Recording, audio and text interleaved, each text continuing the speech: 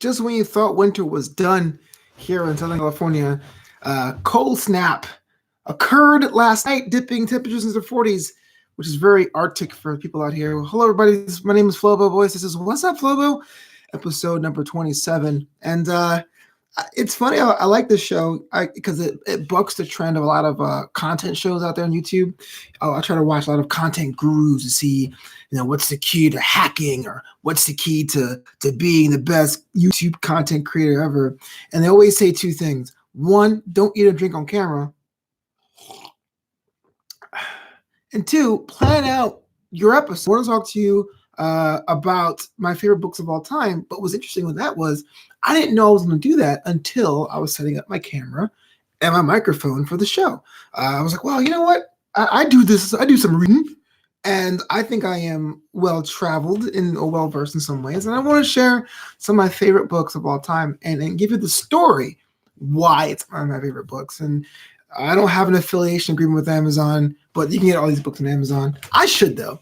Again, thank you for checking out this episode of Wassup Flobo and other episodes of Wassup Flobo. Make sure you like, comment, and subscribe. Now, this book here, we're going to start off first. I'm a comic. I'm a comedian. You guys know that. I've seen it having a bit of a resurgence. A lot of my comedy friends are, I guess, somehow rediscovered the book. But for me, it was one of the first and only books I read. There's other comic books out there I've glanced at, and they can pull some things here, some things. But I think singularly, the best book to learn comedy from is Joe Toplin's Writing for Late Night TV. Right, for a lot of reasons. One, that's what I want to do specifically. I want to do variety shows, so understanding structure and understanding coming up with jokes that are repeatable and or come up with jokes that are under a franchise or bucket they use in this book that is repeatable, like top 10 lists or jaywalking or headlines, that kind of thing. Or Jimmy Fallon does like Wheel of Impressions, comedy that can be refilled. It's very, very important. It allows you to think of not so much your joke as a commodity, but understanding there's different ways and different types of places to put your jokes. You're just coming up with material. You're coming up with different types of material that you can repeat. And two things that was cool about this book. One, whenever I run a comedy show and I have somebody who's brand new to the game, I will say, here you go, read this book. I'll give you like a one-page summary of the book, but you should really get it. And two, the author, Joe Toplin, is still on Twitter. He posts a joke every day. In fact, you can ask him a question about the book and he'll answer, which is like interactive. It's like a CD-ROM, but it's an actual real guy. So this is a book I recommend. It's taught me so much about comedy. A lot of times when I get stuck in writing, I go back to this book in particular.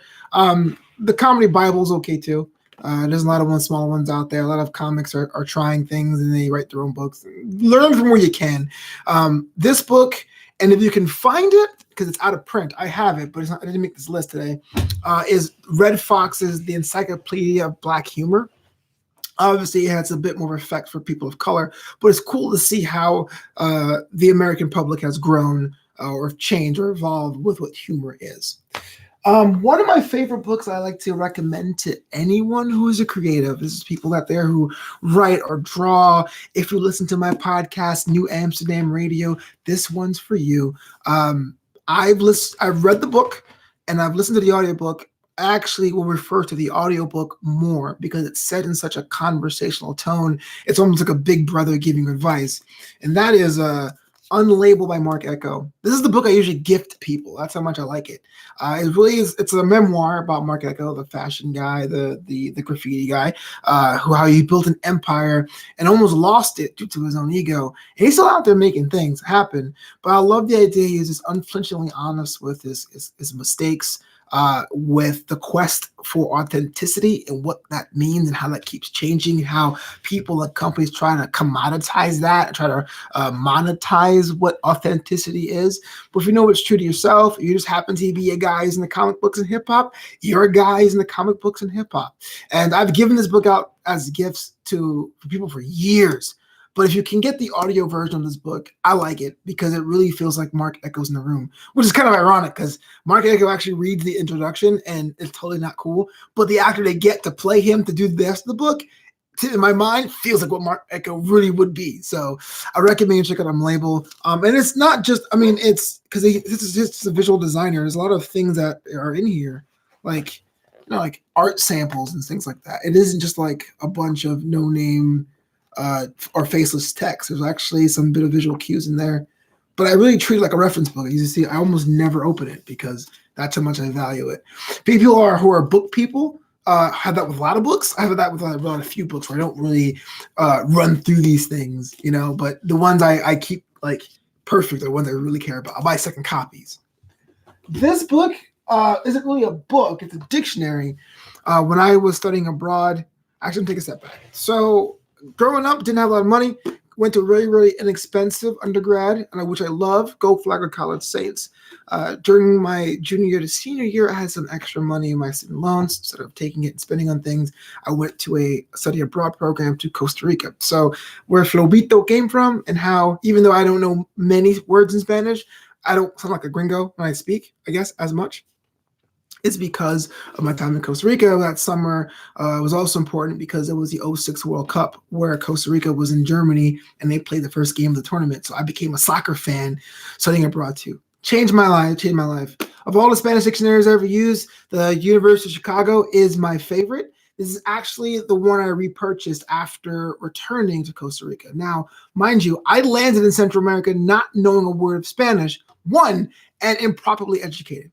What do I mean by that? Well, in American schools, we kind of use Latin American Spanish or Mexican Spanish in our books. And in Mexican Spanish, you use usted for formal situations of you. And if it's your friends, you use the tú form. ¿Cómo estás? Right? But in Costa Rica, they didn't use that. They use vos, which is a whole new tense that we don't teach here in the United States. So I was calling everybody usted. Everyone was getting the formal. Hey, usted. So it became like my survival book. Things as simple as asking for the bathroom or finding a way home. It was scary. It was one of those things where I was like, well, what am I doing here? I was here to learn Spanish, and it was my schoolmate, so I had people to speak English with, but I was just so nervous. This is what I rebought, because the real reason is I actually have the original version of the book I actually bought when I was going to my Costa Rican class the first day. And it's like dog-eared, it's like worn, I signed it back in the day. I mean, it's almost like one of those things that's going to be in a museum. And I kept it because it had Spanish swear words in it and it had like cool phrases. The pages are all yellowed and it kind of smells like the Central American air. It doesn't even smell like paper. So yeah, I like to keep that around. And lastly, because people always say I'm kind of unique in a good way. Well, I always take it as a good way. Not at first though. And when someone goes, "Oh, you're different," or "You're special," I'm like, what do you mean by that? This is a book I make a point to read every year. I got this from the associate dean of student affairs when I was an undergrad. My school was so small, my associate dean had a second job, and he worked at a bookstore. And it was the coolest and surreal thing to like have this guy, get you in trouble for something on Monday, but on Tuesday afternoon he's working at a bookstore. So it was one of those like resale book places. I said, "Hey, what kind of thing would you recommend for me?" And almost tongue in cheek, he gave me this book by Peter Post. If you don't know who Peter Post is, he's a nephew of Emily Post. And Emily Post is the writer, the creator of the modern etiquette book. And he gave me this one. It's called Essential Manners for Men, right? I make a point to read this every year just to keep myself abreast on what's considered good and apropos and situations. The thing is, the book holds up. There's chapters in here about cell phone etiquette and beeper etiquette. Okay, no one has a beeper, but things kind of stay status, right? If someone's talking to you, hide your phone or say please and thank you. With women, you usually insist once. Hey, I'll give you a ride. I'm cool. Are you sure? I'm cool. Cool. Not like, come on, it's okay, baby. None of that stuff. So I always try to read it once a year, just to keep those skills fresh. And it pays dividends. It lets you see ideally, you can see how to act like a gentleman. If you want to be cynical, you can see what society thinks a gentleman should be. But either way, it's knowledge. And why would you discount knowledge, right? So those are the books I read and I love. Those are my favorite books of all time. Of course, there's a lot of ones that didn't make the list today. Let me know what your favorite books are in the comments because, hey, I should read me, right? Mo says, do the opposite of me. That's manners. Yeah, okay. Yeah, do the opposite of most people. And that'd be manners. But no, for seriously, let me know what your favorite books are in the comments and chat. Subscribe, like, share the show. I'm going to put this show on Facebook because why not? So people can tell me that I can put over my undergrad and my study abroad adventures as well. This is Wassup Flobo. That's it for me. You have to do like, comment, subscribe, be my friend on social media. And until next time, yo, peace out and read a book.